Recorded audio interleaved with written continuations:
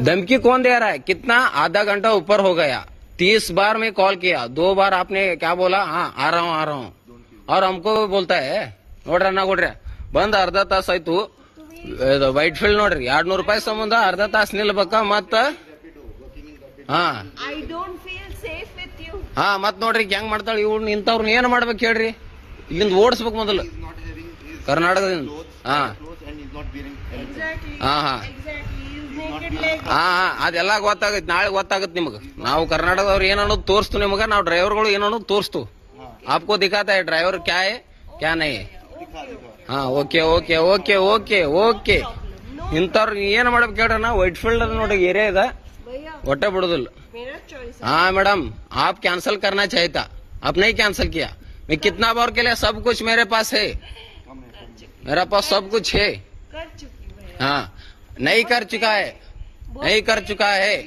आधा घंटा हो गया बहुत पहले कर चुकी. हाँ ನೋಡ್ರಿ ಹೆಂಗ್ ಹೊಂಟ ನಾವು बहुत पहले ಅನ್ಗುಂಡ್ಯ Yeah, ಈಗ yeah, ಚಪ್ರಿ ಕೊಡೋದು ಹಿಂಗ್ ಮಾತಾಡಕತ್ತಾಳ